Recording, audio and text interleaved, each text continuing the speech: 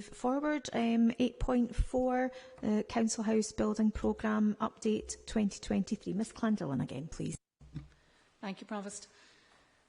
This report presents an overview of the Council House Building Programme that is currently underway in Midlothian, delivering those sites for which Scottish Government grant has already been secured. In 2023 so far, 214 homes have already been handed over to tenants. 115 are in the final stages of snagging before the process of handovers begin, and a further 300 homes are on site. Our next stage of housing delivery is Phase 5, and this is currently expected to deliver a further 327 homes into the programme. We continue to secure homes through design and build agreements with developers, through planning policy requirements for 25% of all new homes to be for affordable rent. The first Midlothian Council Passivhaus homes have been completed and handed over to tenants in Bonnyrigg at our Burnbrae site, and the Midlothian Council Passivhaus programme has grown to a further 207 homes, the largest in Scotland. And I would just draw attention to Table 6, where, due to an error in addition, that states it's actually 191, but that's actually incorrect, so apologies. The correct figure for our Passivhaus programme is 207. Overall, the programme has been affected by inflationary pressures, as referred to earlier, in the construction sector. The number of homes to be delivered under Phase 3 and 4 fell from 729 to 645, and that was due to escalating costs affecting what could be delivered within the approved budget. Table 7 of the report highlights the nature of those cost increases. Our Passivhaus homes comprise our most recent developments and will have been affected the most by high inflation experienced in the sector. Therefore, it's not clear what proportion of those higher costs for our Passivhaus sites are due to the specific issues affecting sites, general inflation, or the delivery of homes to that standard. So further work is going to be undertaken to unpick those different pressures. Increased grant from Scottish Government will mitigate the impact of some of those costs. The Council are asked to note the contents of the report. Thank you. Councillor Drummond and then Councillor Smale. Hi. I know that you said at the start of the last paper, but just in case anybody is tuning in for this, I was obviously very concerned when I seen former Newton Grange Library site with allocated housing, because there is no former library site. Newton Grange Library is a vital service and lifeline to many and home to many groups, as well as providing a post office to the residents of Newton Grange. So could you please just, in case anybody is tuning in for this particular item, could you please provide reassurance that this has been a mistake and a miscommunication, and the site being referred to is actually the former Church Hall site, which is directly next to the library? Ms Clandillon. Thank you, Councillor Drummond. Yes, I'm happy to confirm that that is the Church Hall site. So what happened there was the author of the report referred back to the ship, and it was before I'd picked up the error in the ship, and therefore the mistake travelled into this report, sadly. So thank you for picking that up. Thank you. Also, given that there is an ongoing consultation, I'd like to just draw your attention to page 110. I would like to ask for an explanation as to why there is a housing number next to Newton Grange pool site when the results on the consultation have not been collated and interpreted yet. There is definitely an existing ill feeling due to the ongoing situation at that site, and a lot of feeling whether the consultation has been a tick box exercise. I think it's really important that the members of the community know that their voices are being heard. So could you please give an explanation as to why there's an assumption made and how we can have determined this without the results of the consultation, please? Thank you. Ms Clandillon. Thank you, Provost. Yes, Councillor Drummond, I'm happy just to confirm that we made an assumption on the basis that it was always to be a residential-led development, and that was what was presented to the community for as part of that consultation, and we made an assessment into its general capacity. But that figure, because it's an ongoing iterative process, the ship is renewed every year, that figure will be adjusted once we have actually had the design work completed and we know what the capacity of the site is likely to be on the outcome, based on the outcome of that community consultation. Councillor Smale and then Councillor Pottinger. Thank you. Thank you, Provost. Page 117, I've got one point of detail and then a point of principle. Underneath the table, there's an asterisk that says additional 350k cost expected. I can't see where the asterisk comes from. Could you tell us what that refers to? And is it per house or is it just over per project? So just scrolling to the correct part of that. That is in relation to our Conifer Road site, I believe, Councillor Smale. So we'll amend that report just to make sure that asterisk reappears there. So apologies for that error. So that relates to the projected total development cost? That relates to the full projected development cost. The point of principle is this, and it's been raised twice in my ward, Midlothian East. We have a joint list with the registered social landlords, but there are a couple of tenants, for example Melville, who say, my circumstances have changed, I have a bigger family, I would like to be considered to be eligible for some of the new council houses that are being put up. And the response they get from the council is, no, these are only for council tenants and the council list. So all of a sudden, the list which was integrated becomes segregated. I just wonder if that's socially justified, and where this policy came from, and how we might explain it to those who feel aggrieved that they are not entitled to be considered for new council houses. Mr Anderson, would you like to take that one on, please? Yes, thank you, Provost. So, whilst we do have a joint waiting list, or housing register as it's termed in the jargon, as Councillor Smale indicates, there are some variations in terms of the allocation policy. Indeed, Melville does allocate its own properties on a transfer basis, and there is no prospect of our tenants in turn looking at those offers for them. Similarly, when we are building new build developments, a local letting initiative comes before members in terms of how we are to allocate those properties. And it's at your discretion, based on a ranking profile of our existing tenants first, and usually those that have got a local connection, and then in turn we move on to those who've got a wider connection, and then the homeless list, because we have that statutory obligation, and the RSLs don't, and then in turn we open that up to the general waiting list. So it's in a ranking order, so it's unlikely that any Melville tenant would directly get an allocation as a Melville tenant, but as an applicant, if there was housing need demonstrated within that, which may be overcrowding in terms of the case that you have cited, but they would be about 5th, 6th in terms of the ranking order. Thanks, Provost.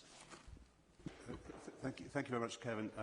Are we like all other Scottish local authorities in having this on the surface joint waiting list, but actually in practice there's a great deal of discrimination within allocation? Thanks, Provost. There are a number of common housing registers in operation across the country. Not every local authority has that. It's certainly one that we can address as we bring in forward a review of the housing allocation policy. That's due later in this calendar year to go out to consultation if you agree to do so, so that it can be implemented into the new financial year. In terms of the prioritisation, I would suggest, as opposed to discrimination, is really in terms of whether there's housing or medical need, is how we apply, again, that ranking across people's points allocation and then their queue position on the list respectively. And that is indeed one that was common to both organisations, which is why it was able to facilitate the Common Housing Register much more readily than in some other cases and in some other authorities. Thanks. I'm not sure you answered the question as to whether other Scottish local authorities have the ability to allocate completely neutrally between the RSLs and the local council, but perhaps we could just agree that this point could be considered when allocation policy is debated by the council and by the relevant committees. Thank you. Councillor Pottinger and then Councillor Mackenzie.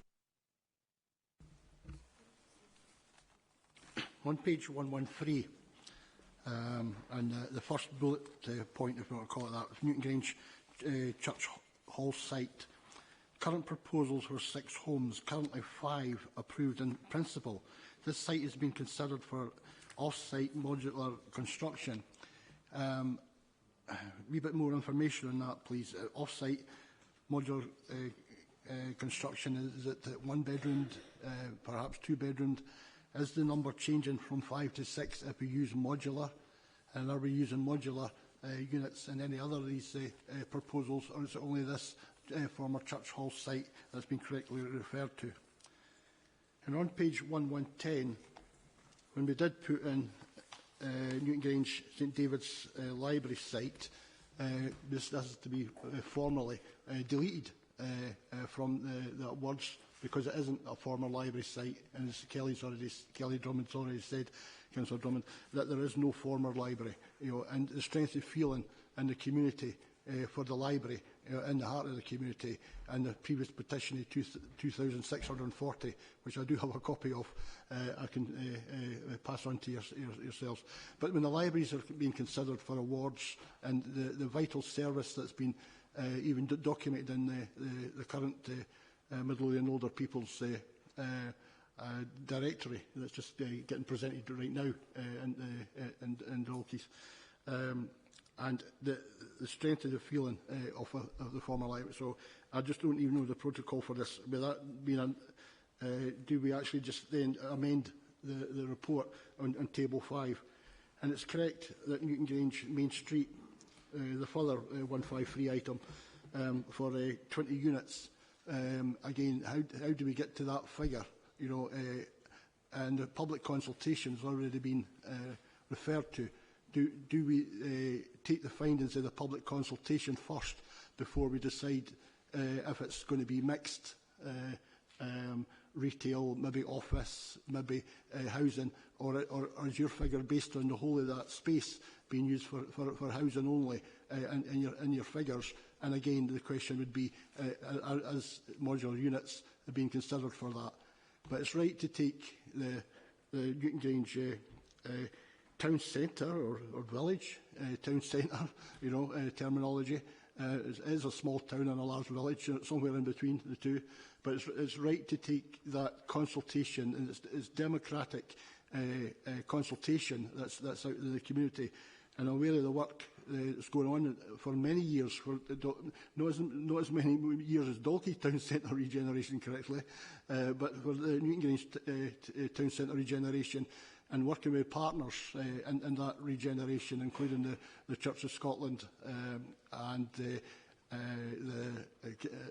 Castle Rock Housing Association in the past. We've done a lot of joint work on getting a good solution to the town centre, and people need to know it's not just going to be housing and housing only, and I trust that is the correct way forward, that we can keep our services in the town centre, including the vital service of the library, and we can discuss appropriate ways forward after the consultation, and then we can maybe put in possible numbers therefore. Thank you. I think you already covered the library question in your reply to Councillor Drummond, but if you could maybe pick up the other points, please. Thank you, Provost. Yes, just in relation to that Church Hall site and the numbers, so it's got planning consent, an existing planning consent in place already, which is for those 5 units as stated in the report. When we mapped on house types that refer back to the Edinburgh Housing Demonstrator Programme, which is the programme that we have the capacity to deliver modular or off-site solutions for housing, we came back with a capacity that had up to 6 homes there. So given that it's a town centre site, there was the possibility to add on an additional home, which we would seek to do if that met the approval of planners when we go back in for detailed planning consent. In relation to Newton Grange itself and the consultation, as you say, we have just undertaken a planning consultation on the pool site. I think over 250 people responded to that, and those responses are just in the process of being collated and shared with us to inform the architect's view as to what the actual capacity of that pool site would be, and we would then reflect that report from the architects, which takes on those consultation views, of course, in the next iteration of that site, and when we put that through next year's SHIP, that will pick that up. Thank you, Ms Clandillon. Councillor Mackenzie and then Councillor Virgo. Thank you, Chair, and thank you to Ms Clandillon for pulling this report together. I did have a query with regards to some of the figure work that's on page 117, which is the point to do with Passivhaus. And I was minded to ask Kevin that should we be considering pausing our commitment to Passivhaus, given that the variance between what we expected it to cost and what it actually costs is. Now, this is a decision that was made at Council to use Passivhaus, and I'm not saying that that was a wrong decision. I think at the time we made the right decision for the right reasons. But if the Chamber is content, what I'd like to suggest is that we actually pause the use of Passivhaus, which is a certification process, so that we can better understand the cost variance and why that it's coming out significantly more expensive. Now, it could be that the way forward is that we continue with Passivhaus and we continue with the additional cost burden, or it could be that we find another methodology which provides houses that are just as warm. They might not be certificated Passivhaus, though. But I think that we, the Chamber, should sort of make a decision on what do we want to do with the Passivhaus at the moment. So if you're content with that, that would be my request to the Chief Officer. But how long will it take to do the report, I think, would be the the question, Councillor Emery. Councillor Virgo, I'm just going to take Councillor Curran in before you because I think he's going to answer on that. Is that right, Councillor Curran? Yeah. Yeah, thanks, Provost. Yeah, Councillor Mackenzie raises a good point, and actually I was going to raise as well that I would like to see an analysis. I'm not sure when it would be suitable, but if you use, for example, the development next door at Buccleuch Street, where it's a passive house construction, we use materials that hadn't been used before, and I was told when we were on site that they would deliver an 80% efficiency or 80% savings in energy bills. I still find that hard to believe, and I think it's a great point that Councillor Mackenzie raises. Just how efficient are the passive house compared to our standard energy efficient houses? And I would just like to see some analysis on that, whether we're getting value for money for that additional capital spend compared to standard energy efficient homes. So I'd be happy to second that. Thank you, Councillor Curran. Mr Anderson, are you happy with what's been proposed? Certainly in terms of the analysis piece, yes, we can bring that back. In fact, I think Fiona referenced that in the SHIP paper is something clearly we require for our own lessons learned purpose ourselves. So yes, we'll bring that back in terms of reporting to Council. In terms of pausing, if that was the intent of members, now's the time to say, because we're just about finished Buccleuch, clearly. We're on site, however, at Bonnyrigg, so we'd need to continue in terms of that contract commitment that we have, but prior to going into one with Newbattle, it'd be helpful to have that direction if that's where members are minded. Clearly, we did adopt that. I think it was in the SHIP previous 2 cycles ago, in terms of the endeavour that we have in our climate declaration for the Council to achieve net zero, because it was one of the avenues to allow us to do that. So clearly there is that implication in terms of the net zero commitment for the Council if we're not going to deliver that solution for the housing stock. Although, as has been inferred, there are other avenues available which we will and are delivering in other sites where Passive House wasn't seen to be the solution. That said, clearly members are well aware of the work that we're doing in terms of capital plan prioritisation, and clearly net zero requirements are fundamental to that.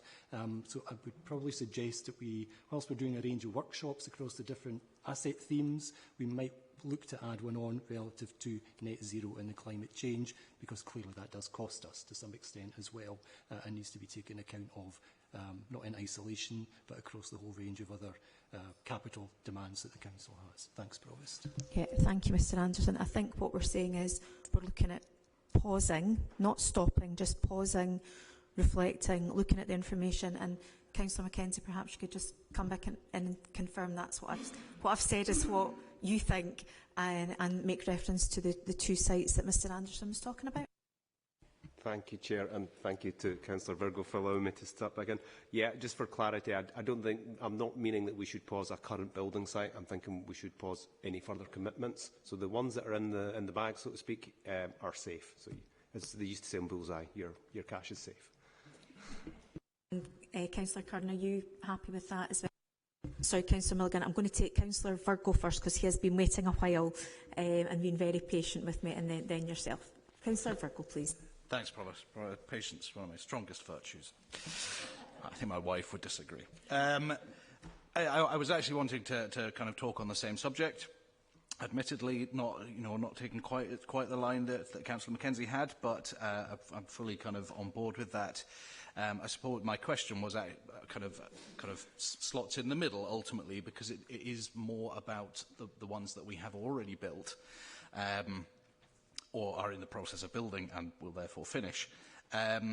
Apologies if I've missed this somewhere, but I suppose I'm just wondering, given the disparity, as highlighted by Councillor Mackenzie and earlier I think by Councillor Smale, in the cost per unit for these kinds of houses, is there some kind of something in the rent strategy that reflects that additional cost? It seems to me if they cost us more, the rent should be a bit higher. I know that there's possible kind of question in there about equality or equity or whichever one it is, but I'm just wondering whether there is something in there that allows us to do that, given also that the point of these houses is that they save the tenant money. There should is there something that allows us to recoup that disparity? Ultimately is the question, I think. Thank you, Councillor Virgo. I'm a bit disappointed I didn't get a new word from you today. I'm working on it, don't worry. If we could get another one for today, I'd be very grateful. Mr Anderson? Sorry, Ms Clandillan? Thank you, Provost. We'll fight over it.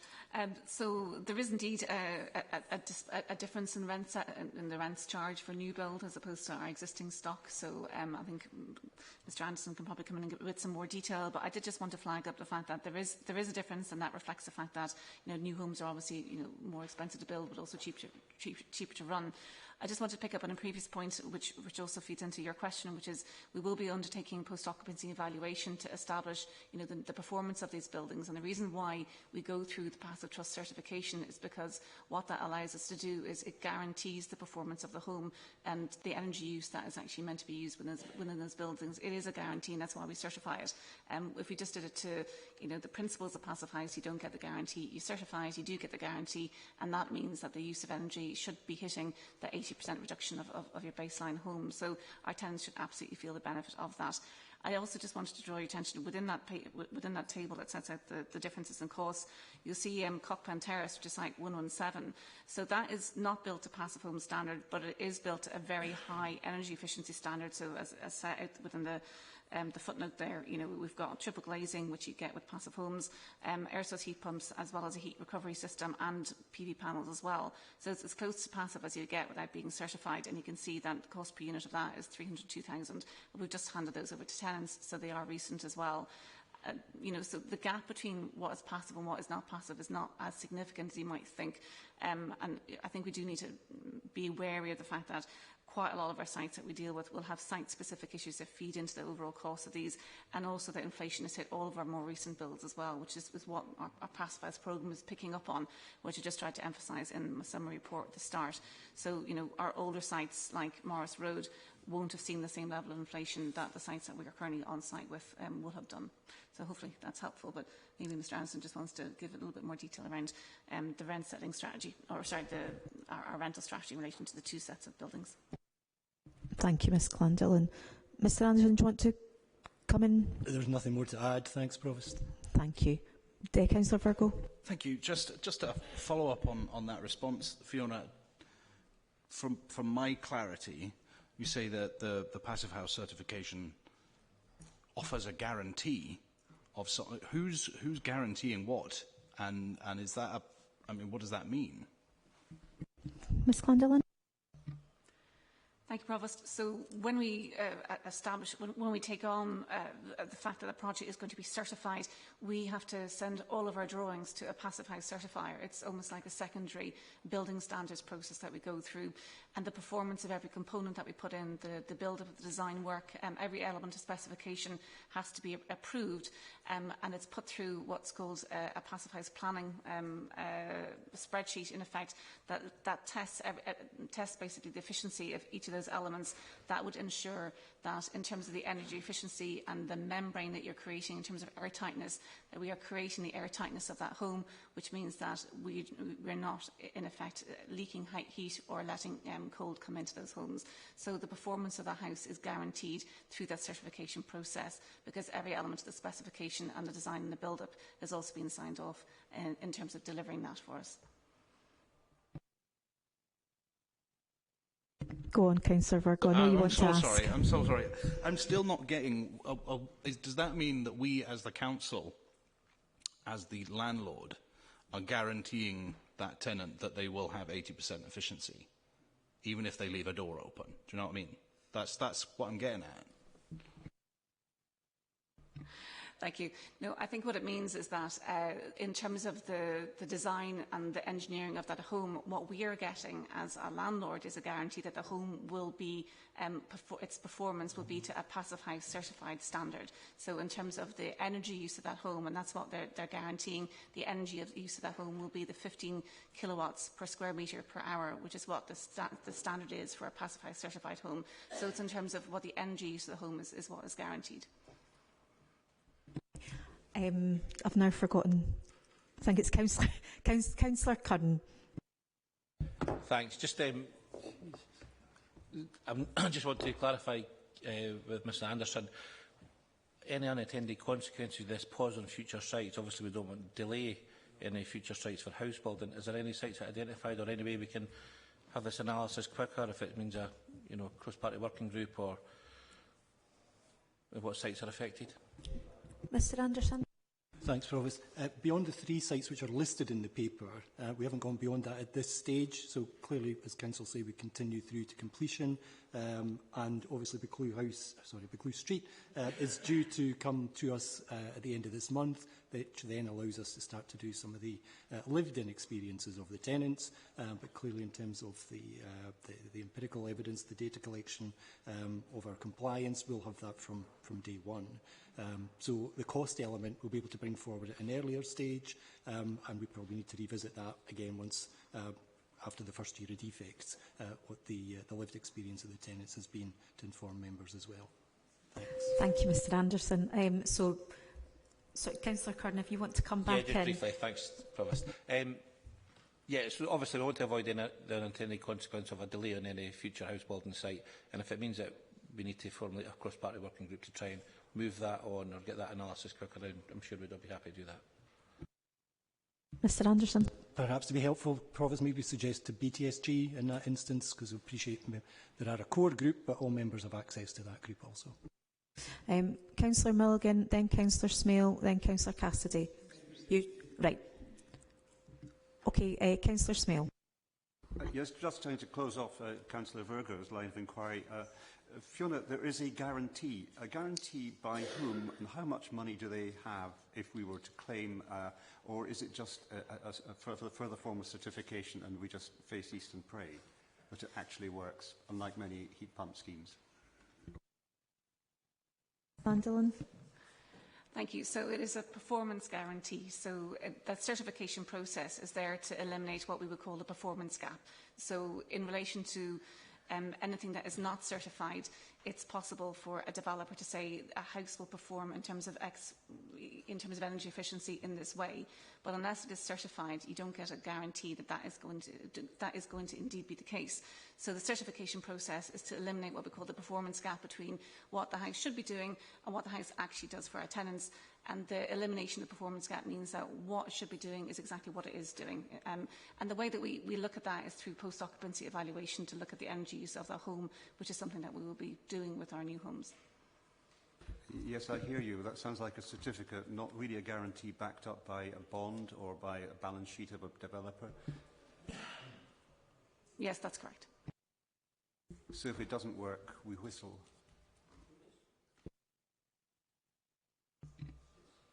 I'm sorry, I didn't catch that. So if it turns out the house actually isn't as energy efficient, this dramatic figure that Councillor Curran's also queried, 80% drop, who pays for that? Or do we just say, too bad? I suppose in terms of its performance guarantee, the certification process is meant to eliminate that, and then we evaluate that through a post-occupancy evaluation. What we don't have control over really is how a tenant uses their home. What we're really trying to do, because that's the third element of that performance, is make sure that our tenants are really aware when they go into the home what they need to do to make sure that the house performs in the way it should do. And therefore, we've got a really enhanced tenant handover process that we're undertaking. We've recorded videos in terms of all the equipment and set out all the do's and don'ts and frequently asked questions in relation to that. So really a combination of tenant and officer education, as well as that incredible attention to detail in terms of that build process. What we should not have is a performance gap. Whether there is recourse anywhere, I'm not familiar with that, if I'm perfectly honest. I think what we have is a certified performance that this is what this house should deliver, but what we don't have control over thereafter is how that house is actually occupied and how people actually behave within that. Thank you. So it's a certificate, not really a guarantee with financial backing behind it, and we couldn't sue the builder if the results were not in line. I think that's correct, but I can double check that for you. Yeah, Councillor Cassidy. Thank you, Provost. Try and close this off. Could we get back to Councillor Mackenzie's for suggesting that we get a report back on the comparative cost from Passivhaus to let's say, modular housing that we are now looking down that avenue of, which is a comparative. Yeah, I think we agreed that about half an hour ago. So I think we did have a proposal from Councillor Mackenzie, seconded by Councillor Curran. Yes, So, are we all happy with that? Can we move on? Lovely, thank you.